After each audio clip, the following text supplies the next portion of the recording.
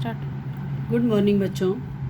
आज हम लोग लेसन 2 वर्ण विचार का अगला भाग स्वर पढ़ने जा रहे हैं। कल हम लोगों ने पढ़ा था कि वर्ण किसे कहते हैं।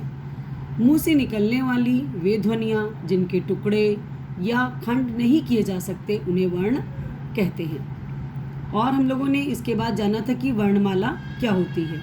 वर्णमाला के अंतर्गत हम लोगों ने स्वर और व्यंजन के बारे में जानकारी ली थी। आज हम लोग स्वर किसे कहते हैं इसके बारे में जानेंगे। वे वर्ण जो बिना किसी अन्य वर्ण की सहायता के स्वतंत्र रूप से बोले जाते हैं स्वर कहलाते हैं। अर्थात इनके साथ किसी अन्य वर्ण की आवश्यकता नहीं पड़ती है। ये स्वयं में स्वतंत्र होते हैं। हिंदी भाषा में कुल 11 स्वर हैं। ये 2 तरह से लिखे जाते हैं। ये 2 तरह से लिखे जाते हैं। अपने मूल रूप में उन्हें कहते हैं आ, ई, आ, ओ, ए आदि। मात्रा के रूप में जैसे चा प्लस आ की बड़े आ की मात्रा, फिर चा, उसके साथ दूसरा शब्द मिला के हमने उस शब्द को बनाया चाबी। उसी तरह से पा प्लस ए की मात्रा, पे, पा पे ए की मात्रा लग गई और साथ में अड़ा लिख दिया। ये शब्द बन गया हमारा पेड़। ये तो हो गया बच्चों स्वर के दोनों लिखे जाने वाले रूप, मूल रूप और मात्रा के रूप। अब आपको देखना है कि स्वर के कितने भेद होते हैं। तो उच्चारण के आधार पर स्वरों के 3 भेद किए गए हैं। पहला है ह्रस्व स्वर, दूसरा है दीर्घ स्वर, तीसरा है प्लुत स्वर।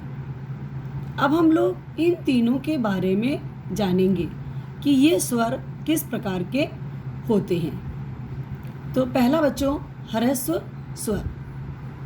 जिन स्वरों को बोलने में सबसे कम समय लगता है उन्हें ह्रस्व स्वर कहते हैं। ह्रस्व का मतलब होता है छोटा, जिसको सबसे कम जिसमें समय लगे। अर्थात सबसे कम मतलब आप समझ सकते हैं जैसे कि आ, ई, ऊ तथा री।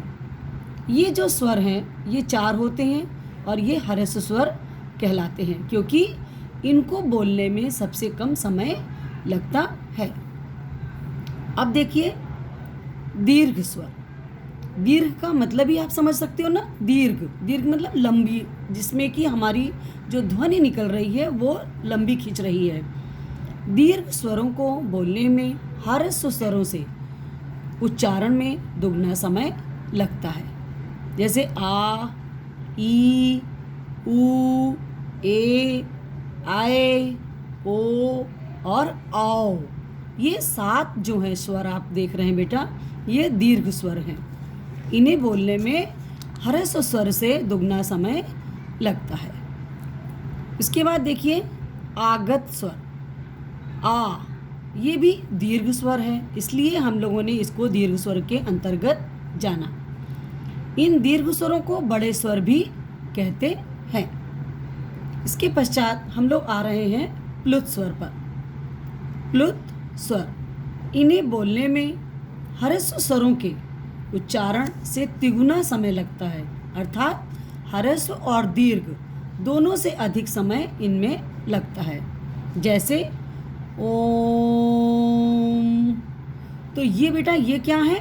प्लुत स्वर है। ये एक ही होता है और इसे प्लुत स्वर कहते हैं। इसके पश्चात हम लोगों ने तब कल संक्षेप में थोड़ा सा जाना था कि अयोगवाह स्वर कौन से होते हैं। तो अयोगवाह में बच्चों अनुस्वार, अनुनासिक और विसर्ग स्वर होते हैं। अनुस्वार स्वर में अंग की बिंदी लगती है। और अनुस्वार में अंग की बिंदी लगती है। इसका उच्चारण करते समय नाक से ध्वनि निकलती है।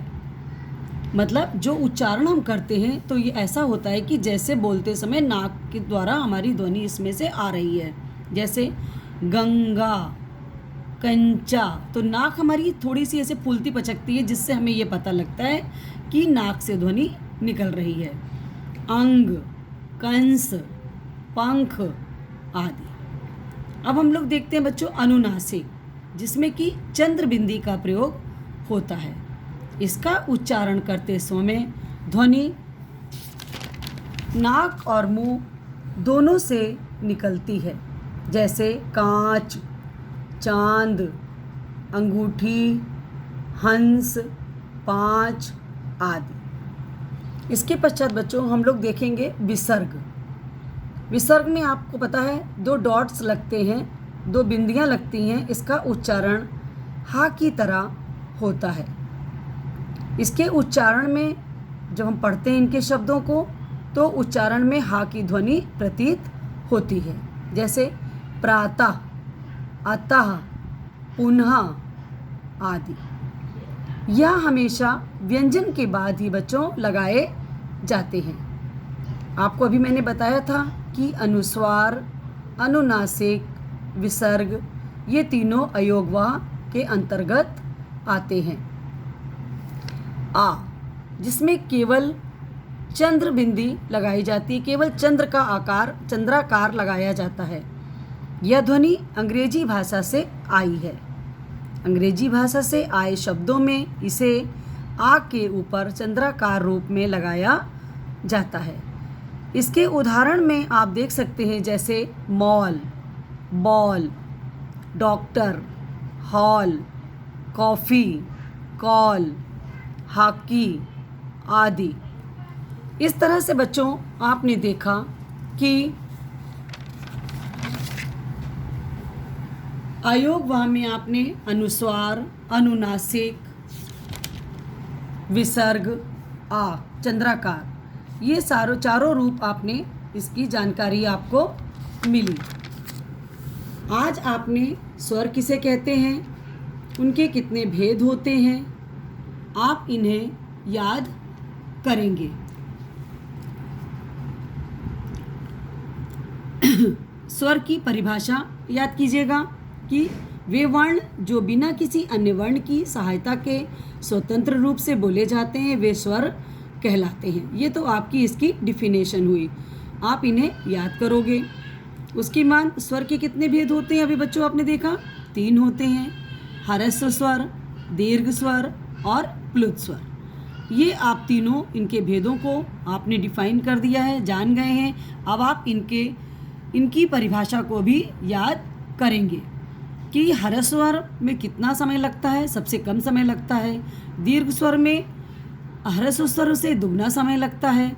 प्लुत स्वर में ह्रस्व स्वर के उच्चारण से तिगुना समय लगता है। इसके पश्चात आपने अंक की बिंदी का अनुस्वार के बारे में जाना, अनुनासिक चंद्र बिंदी के बारे में आपने जाना, विसर्ग हलंत के बारे में जाना। इसके पश्चात आपने आ की अंग्रेजी भाषा से आई हुई चंद्राकार रूप में उसकी आवृत्ति को जाना और उनके शब्दों को आपने पढ़ा।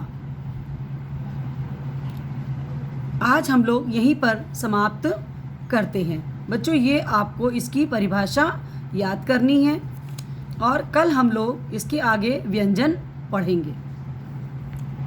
थैंक यू बच्चों।